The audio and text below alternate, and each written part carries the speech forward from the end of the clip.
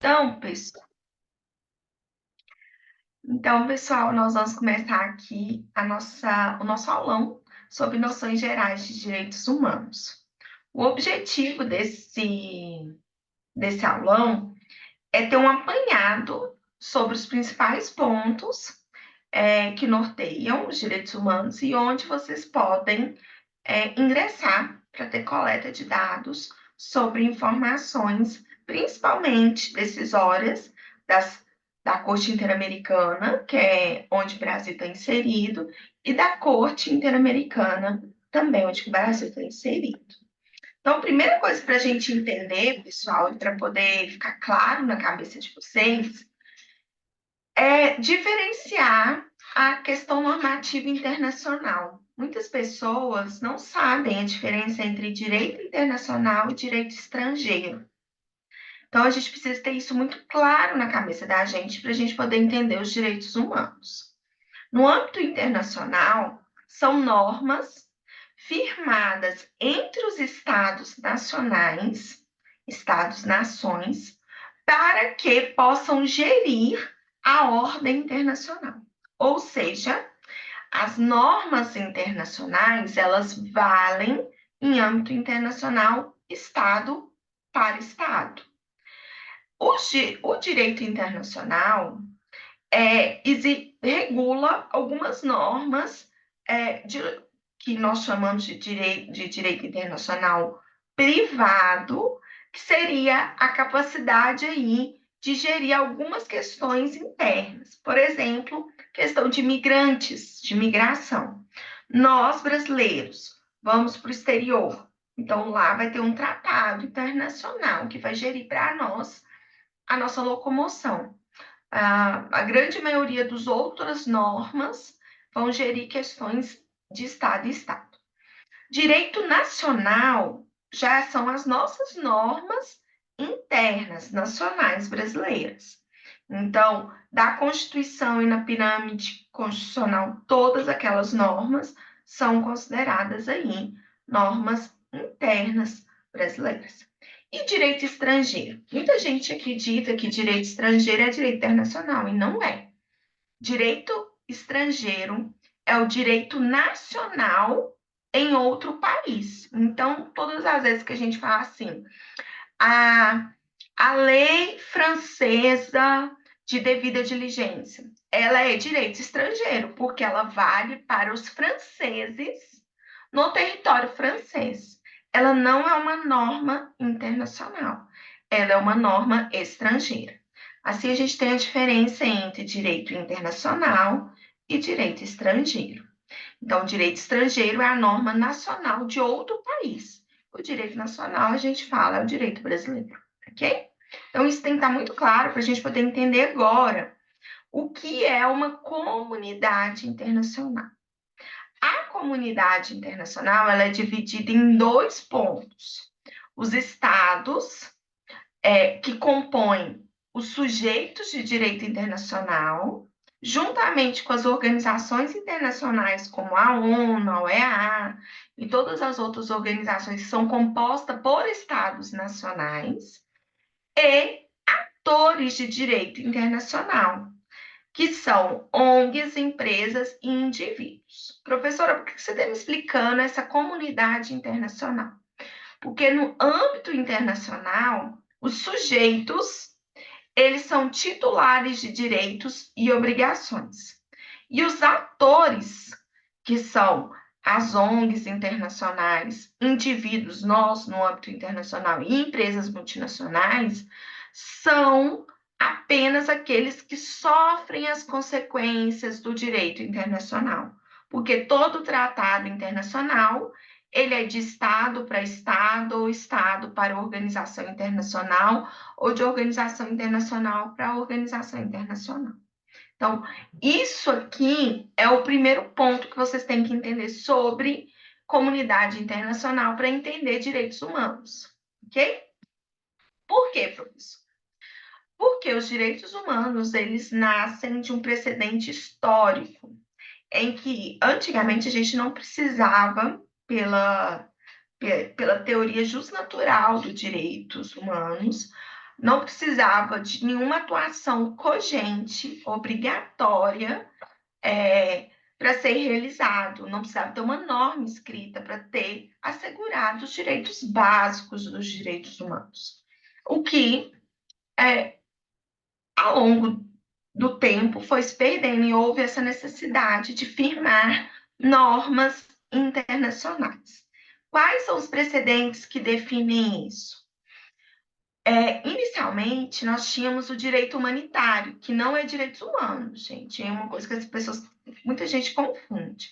Direito humanitário é o componente de direitos humanos dentro do período de guerra. Como assim, professora? Guerra sempre existiu. Nesse caso, o direito de todas as pessoas que estão no momento de guerra, eles podem ter assegurado ali os seus direitos fundamentais durante o período de guerra. E isso nos direitos humanos no direito humanitário já existia. É destinado aos militares fora de combate, ou seja, aqueles militares que estão feridos, que eles estão doentes, a população civil que está ali em volta, todas as pessoas que não estão diretamente em luta armada. Elas, por não estarem no fronte de guerra, têm que ter o seu direito protegido. Isso sempre foi chamado de direito humanitário. Hoje em dia, a gente tem, além disso, também o direito humanitário definido pela expatriação de partes, pessoas que são retiradas em virtude.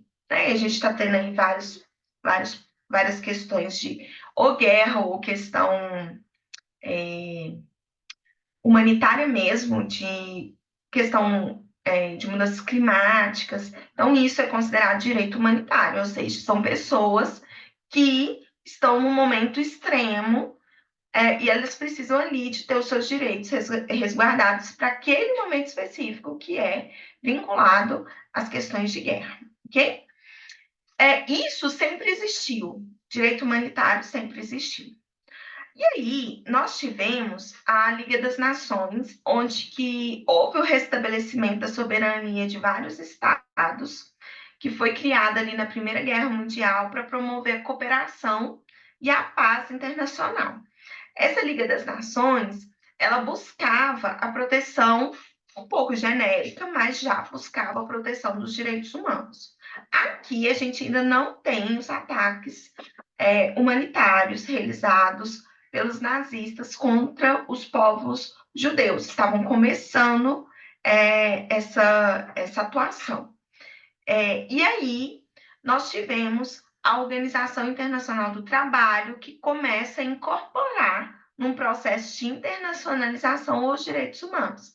Então, os direitos humanos, ele nasce dentro do escopo do direito trabalhista, principalmente na organização, na construção ideológica, na construção normativa da OIT, ou seja, é ali que a gente buscava melhores condições de trabalho, porque as pessoas viviam em condições muito bizarras, e ali a gente tem um embrião de todo o processo de direitos humanos, ok, pessoal? Então, assim, o que a gente tem de precedente antes dos direitos humanos?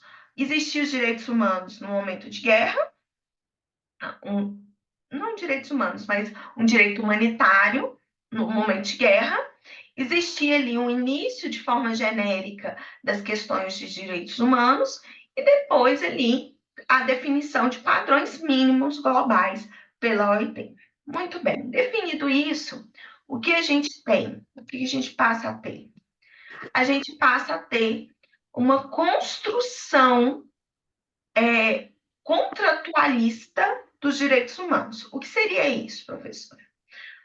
Até então, o direito humano, os direitos humanos, eram um direito justnatural. O que significa ser justnatural? Jus é uma justiça ou um direito natural, um direito de todo mundo. Se você nasce com vida, você tem um direito a se permanecer vivo. E isso acarreta todos os seus direitos de forma natural. Porém, nós tivemos aí o grande momento do rompimento do processo de direitos humanos. Porém, nós tivemos esse rompimento a partir de quando? A partir de quando houve o ataque nazista aos povos judeus, não somente aos povos judeus, mas em grande massa aos povos judeus, mas também aos homossexuais, aos negros que existiam na época, e eles tiveram suas vidas ceifadas, como a professora costuma falar em sala de aula, eles foram jogados dentro dos forninhos. E isso fez com que a humanidade entendesse que não adianta mais ser algo natural, que não poderiam mais apenas ter isso como algo natural. Nós precisávamos firmar tratados internacionais para proteger contra as violações de direitos humanos de todas as nações.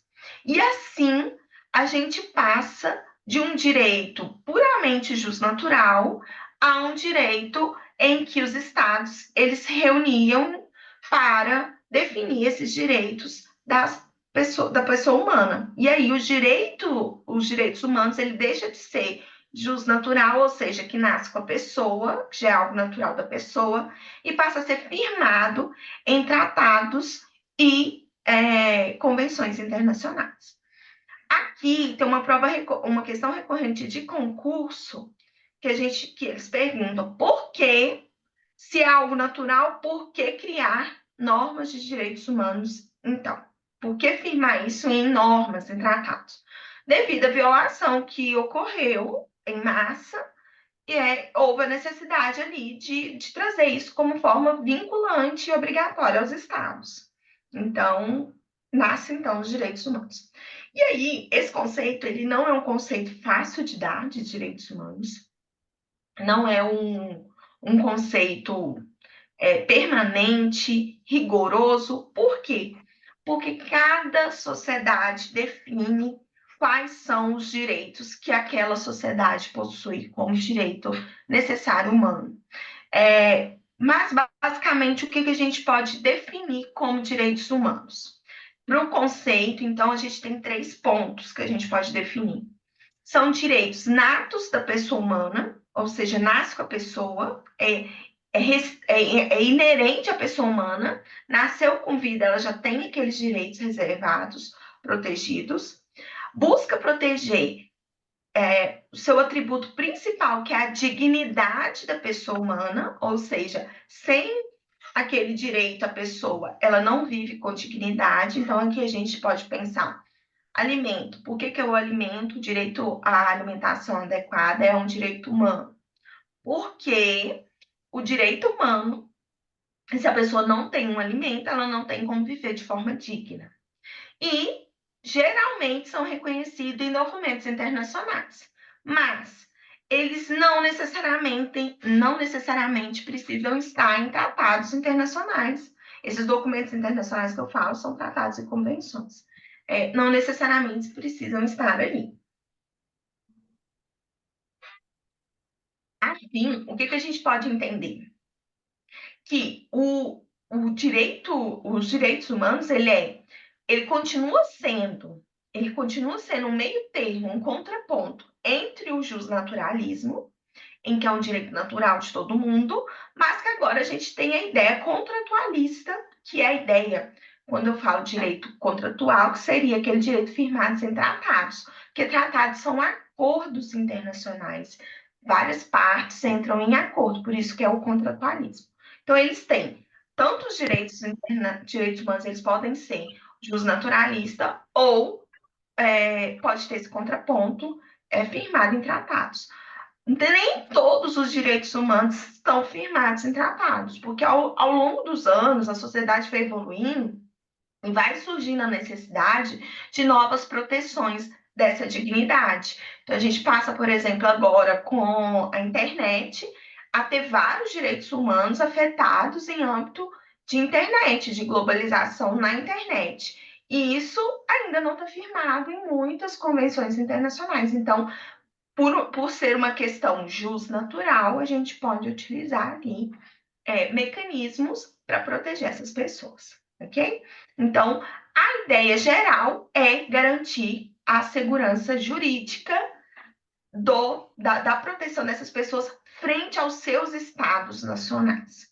E aqui é um ponto importante: a maioria das pessoas acreditam que vão ser punidas pelas questões de direitos humanos, mas elas não serão, porque os direitos humanos, a ideia dos direitos humanos é uma punição do Estado, porque quem tem que proteger o indivíduo, nós, é o Estado.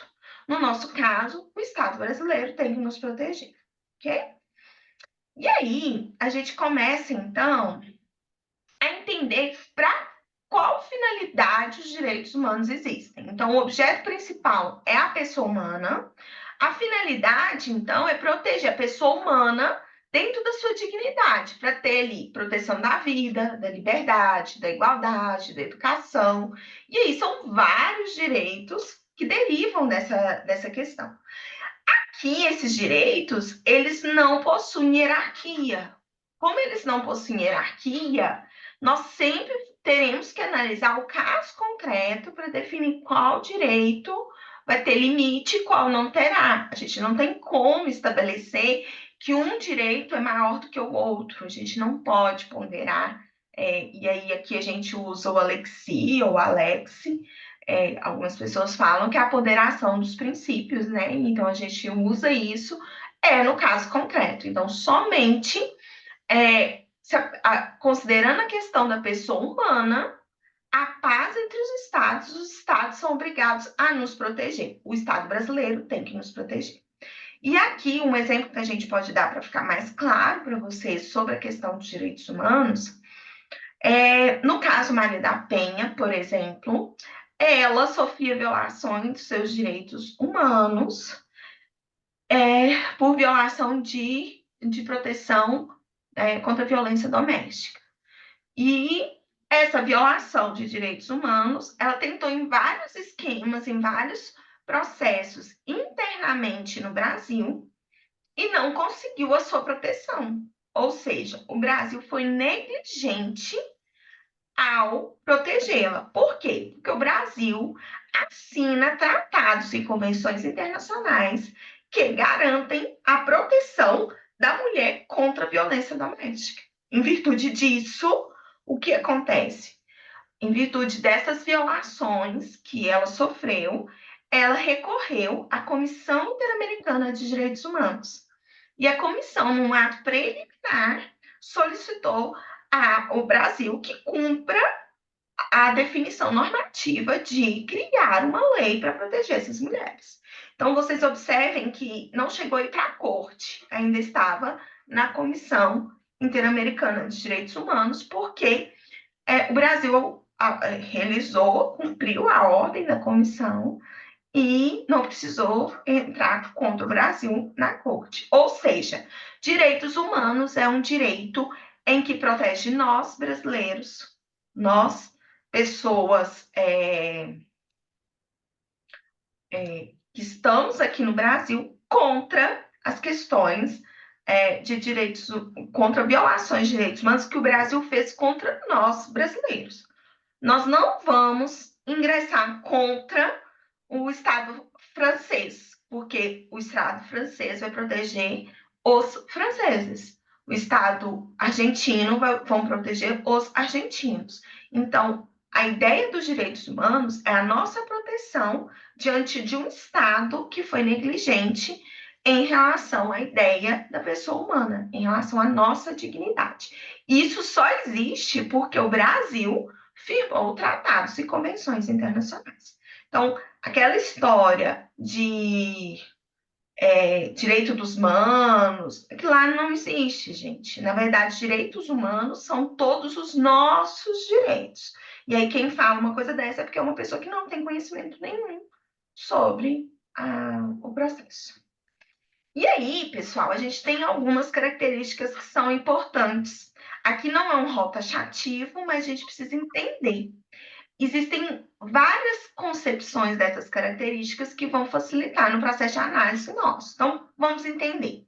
Direitos humanos, ele é universal, ou seja, ele aplica para todo mundo. Eu não vou deixar de proteger uma pessoa em virtude de algum ponto. Ele é universal, vai ser aplicado a todos. Ou seja, a gente vai proteger todo mundo. Mas ele possui limites e eles são relativos em dadas circunstâncias. Vamos dar exemplo. Direito de liberdade de expressão. Você pode falar o que você quiser, quando quiser, a hora que quiser? Não. Liberdade de expressão, ela tem limites.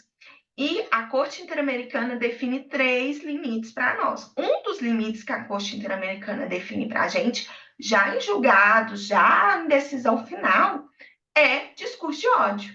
Se o seu discurso é um discurso que vai levar a ódio contra alguma pessoa, a sua liberdade de expressão é limitada. Você não pode falar o que você quer, a hora que você quer e quando você quer. Questão de que os direitos humanos é uma derivação histórica. Ele só surgiu, só houve a necessidade de firmar tratados internacionais porque houve violação de direitos humanos no passado. Os direitos humanos, eles não nascem porque eu quero, quando eu quero, a hora que eu quero. Eles nascem porque é uma derivação histórica. Existiram violações que prejudicaram as pessoas no passado. Os direitos humanos, ele não é alienável. O que é ser alienável? Você definir um valor com a capacidade de venda, com a capacidade de não ser mais seu, você repassar os seus direitos humanos. Não, ele é inerente à pessoa humana. Então, ele é inteiro da pessoa humana. Ele não prescreve. Então, qualquer violação de direitos humanos, ela não vai prescrever. Ela vai permanecer aquela violação. Então, aquele direito permanece. Estou com um problema de direito à alimentação em um dado país. Houve firmado um tratado que aquele país tinha que ter uma norma programática de melhoria dos seus programas de alimentação. O país não fez nada. Ah, então não fez nada, então prescreveu. Não, não prescreve. O direito permanece, a pessoa, quando quiser, vai poder ingressar nas cortes regionais de direitos humanos, no nosso caso, a Corte Interamericana de Direitos Humanos, e requerer. Ele é irrenunciável, você não pode renunciar o seu direito humano. Ah, eu não quero ter o direito direito à alimentação, eu quero abrir mão desse direito. Não, ele é seu. Você pode não exercê-lo, mas ele continua sendo seu. Você não renuncia. Ele é passível de denúncia, ou seja, em qualquer momento que... Ah, claro, mas as denúncias elas não são feitas a qualquer momento. A gente tem que ter cessado o caminho interno para buscar os nossos direitos. Então, para ingressar na Corte Interamericana, a gente vai ter 2 alternativas, 2 formas para denunciar.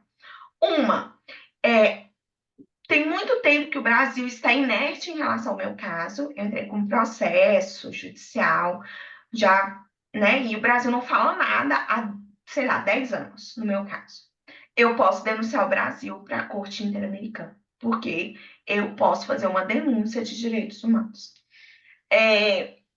Não, o Brasil respondeu, só que eu enfrentei todas as instâncias e não conseguiram fazer nada comigo até o final. Foi o caso da Maria da Penha, que no caso da Maria da Penha, todas as instâncias falavam assim: não existe norma para te proteger, não. Continuava tendo a violação de direitos humanos dela em relação às violências domésticas. Então, como o Brasil não fez uma norma para cumprir, ela chegou até a última instância, não teve resposta, ela ingressou na Comissão Interamericana. Aqui está repetido universalidade de novo. Os direitos humanos, ele busca a efetivação, ou seja, cumprir as questões de dignidade da pessoa humana e possui uma interdependência entre os direitos. O que significa isso? Eu somente vou conseguir ter uma proteção dos direitos humanos se todos os meus direitos estiverem coerentes entre si. Eu tenho essa interdependência.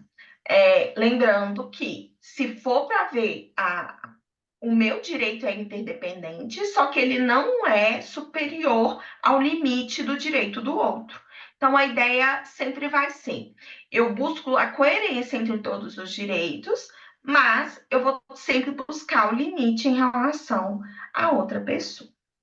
Essas características, pessoal, elas não são um rol taxativo. A gente pode ter outras características, mas essas aqui são as principais.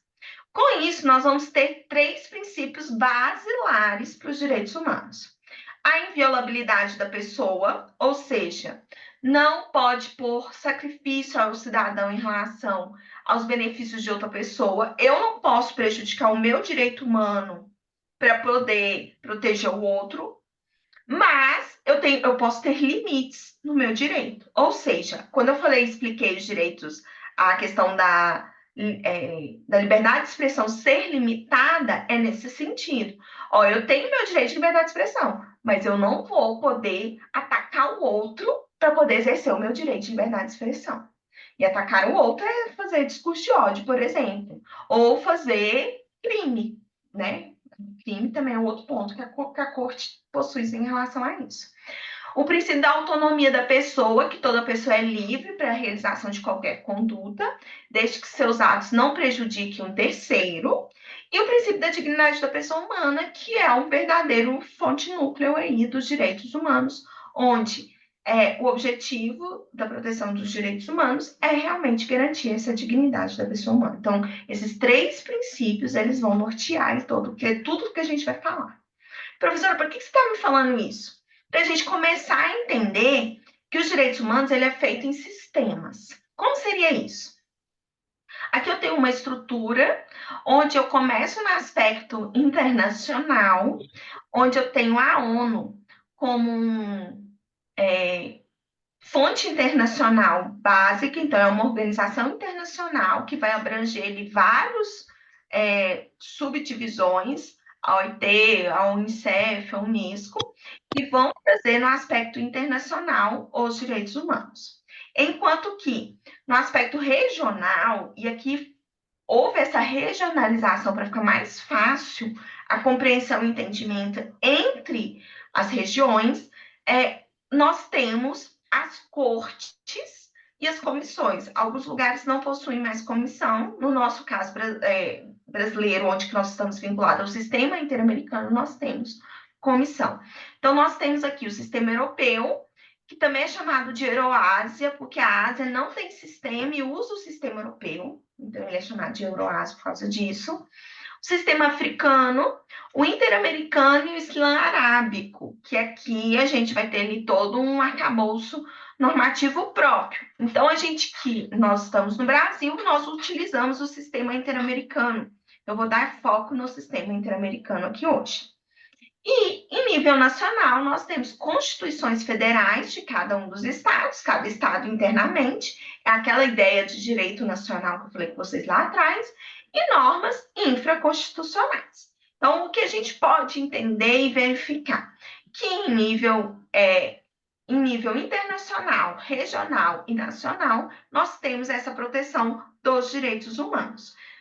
O Brasil não protegendo seus nacionais, o Brasil será acionado no sistema interamericano, ok? E aí, gente, nós vamos dividir também, aqui a gente dividiu por estrutura, aqui a gente vai dividir por conteúdo. Nós vamos ter o sistema geral e os sistemas especiais. No geral, eu vou dividir em 2 pontos. O Pacto Internacional dos Direitos Civis e Políticos e o Pacto Econômico, Social e Cultural. Por que isso, professor? Quando foram surgir as normas de proteção dos direitos humanos, uma grande briga entre os estados que estavam firmando, o Brasil estava no meio lá na época, logo ali, Segunda Guerra Mundial, fim da Segunda Guerra Mundial, uma grande briga que nós tínhamos era quando que começariam a aplicar a obrigação de cumprir esses direitos. E aí, muitos países não tinham condições de aplicar de forma imediata a proteção de direitos econômicos, sociais, então, direito à educação plena para todos. O Brasil era um que não conseguiria fazer isso na época. E diante disso, o que eles fizeram? Eles dividiram em dois pactos diferentes. E esses dois pactos tiveram a oportunidade ali de definir questões específicas. Então, o Pacto de Direitos Civis e Políticos, a aplicação dele foi imediata. Então, a partir daquele momento, quem assinava o tratado tinha que cumprir direitos civis, então, de liberdade de ir e vir, liberdade de expressão, direito político, direito de votar e ser votado. Todos esses direitos políticos eram de aplicação imediata. Ou seja, todo mundo tinha que cumprir de forma imediata. Agora, nos pactos internacionais de direitos econômicos, sociais e culturais, a aplicação daquilo seria uma aplicação de política pública programática. O que significa isso? Vai aplicar de forma imediata, mas eu só vou punir o Estado se ele ficar inerte. Ou seja, ele tem que ir fazendo no tempo. Esse ano ele fez um pouquinho, ano que vem fez mais um pouquinho, outro mais um pouquinho, ele fez no tempo. Agora, se ele ficar quieto, ou seja, ele não evoluir, eu posso puni-lo. Então, essa é a ideia do pacto. Por quê? Porque aí você não exige, por exemplo, o direito à alimentação adequada de todo mundo de forma plena lá no fim da Segunda Guerra Mundial. Você não tinha como fazer isso. Então, mas o que você tem como fazer? Ir exigindo a evolução e a melhoria daquele direito à alimentação adequada. Então, esse foi a intenção de construir de forma de dois pactos, dois tratados de forma geral, amplos sobre os temas. Um com aplicação imediata, que é direitos civis e políticos, e o outro com aplicação derivada no tempo ou normas programáticas, políticas públicas programáticas. Ou seja, que a gente sempre vai evoluir e não pode estagnar.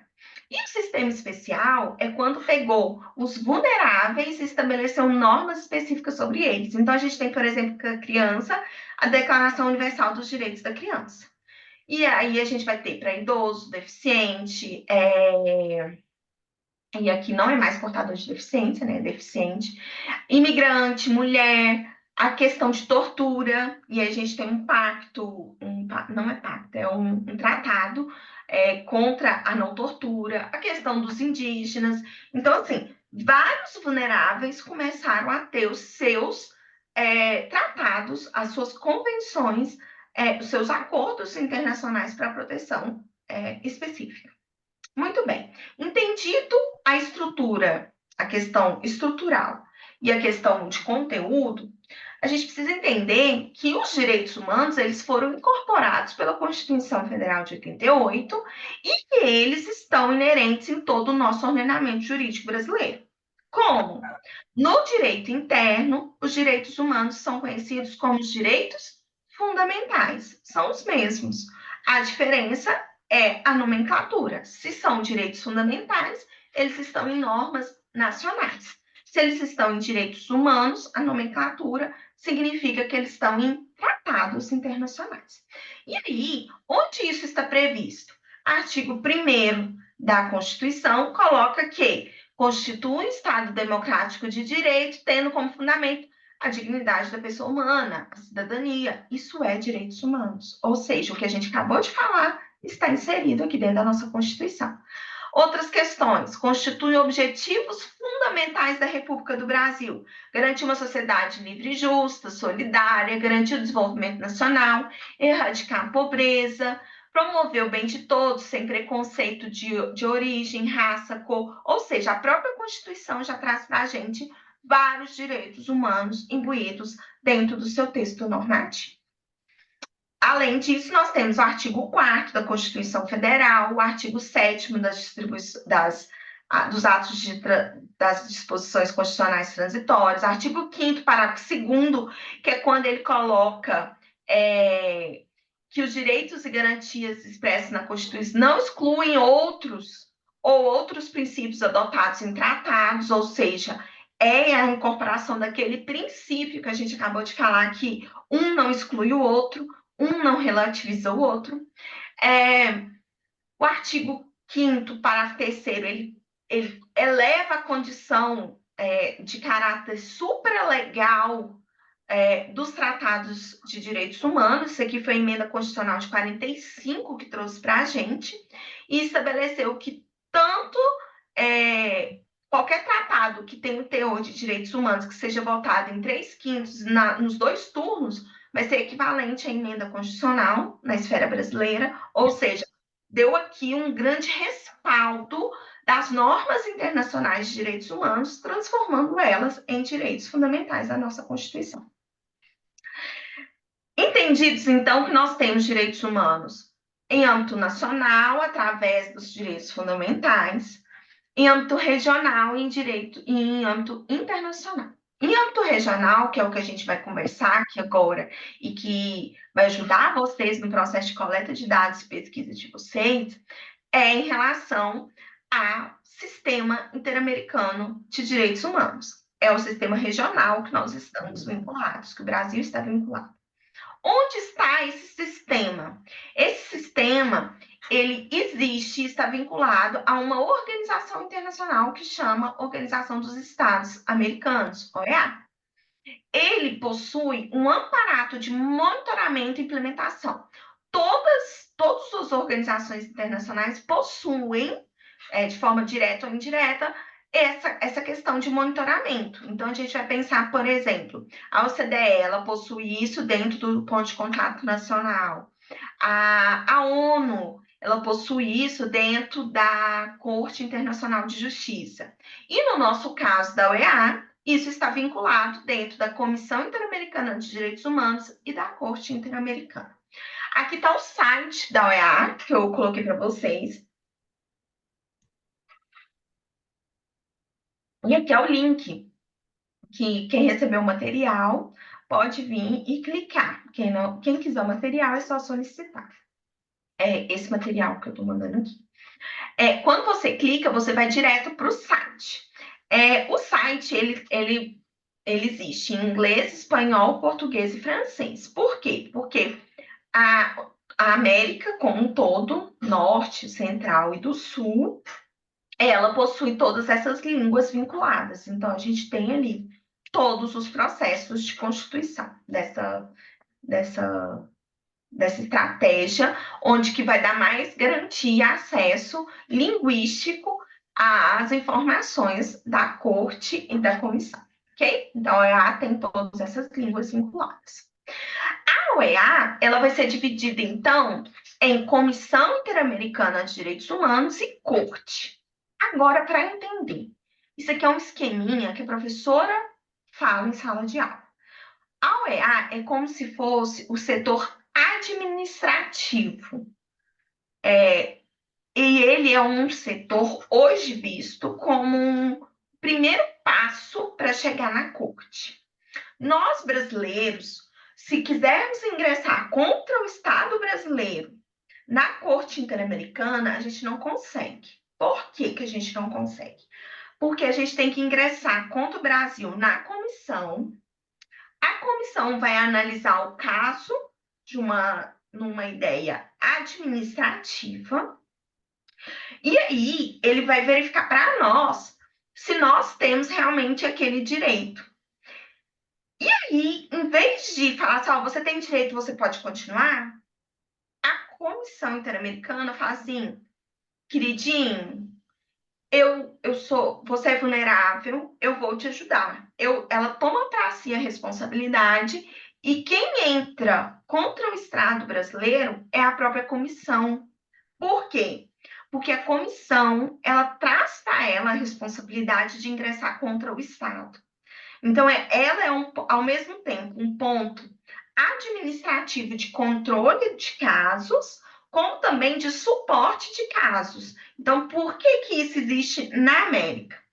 Na Europa, por exemplo, não existe. O indivíduo europeu entra direto na Corte Europeia. Principalmente porque aqui nós temos muitas pessoas vulneráveis, que estão vinculadas há esse pacto aqui, ó, de econômico, social e cultural. As maiores demandas tanto da comissão como da corte são vinculadas nesses pactos.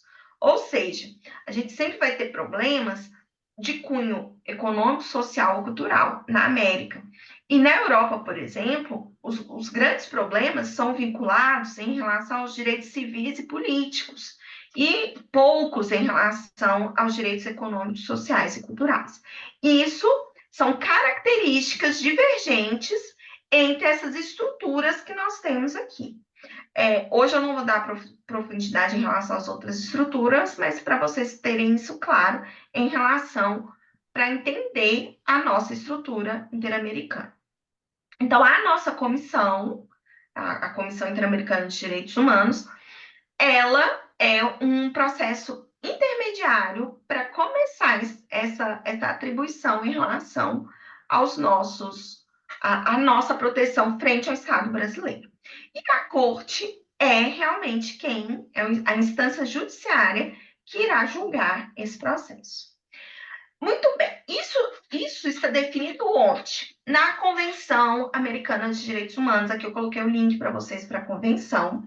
Ela também é chamada de Pacto de São José da Costa Rica, e nele está contigo um amplo catálogo dos direitos humanos, direitos civis e políticos, que segue aquele padrão internacional que a gente já viu do Pacto Internacional, e ele apresenta não de forma específica, mas de forma bem genérica, direitos sociais, culturais e econômicos. Mas ele já apresenta tudo isso numa norma só. Então, ao contrário da esfera internacional, que dividiu em dois pactos, na esfera regional, isso está definido inicialmente em um documento internacional apenas, ou seja, na Convenção Americana de Direitos Humanos. Mas depois nós vamos ter várias outras normas derivadas dessa convenção para trazer de uma forma mais específica, com regras mais específicas e tal, em relação a cada ponto. A comissão. Então, onde que eu vou encontrar as coisas sobre a comissão? Para ficar fácil, e toda vez que for mexer com pesquisa, a professora prefere que vocês entram pela comissão, porque a comissão divide em relatorias. Quais são as relatorias? E para pesquisar é muito mais fácil. Então, ó, eu tenho aqui povos indígenas, mulheres, mobilidade humana, violação, liberdade de expressão, criança e adolescente, defensores de direitos humanos, pessoa privada de liberdade, afrodescendentes, as pessoas lésbicas, gays, bissexuais, transexuais e intersexo, direitos econômicos, sociais e culturais, memória, verdade e justiça, direitos da pessoa idosa e pessoa com deficiência. Ou seja, aqui eu já tenho isso tudo muito filtrado. Quando a gente clica aqui, eu vou clicar para mostrar para vocês.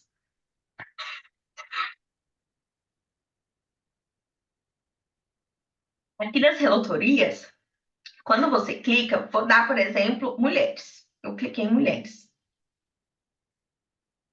O que apresenta-se para nós? Para ficar mais fácil para vocês, gente, pode traduzir para o português, viu? Fica mais fácil. O que a gente tem aqui? Aqui explica o que é a relatoria, fala sobre mulheres privadas de liberdade nas Américas, que é um relatório específico. E aqui, olha o que a gente tem.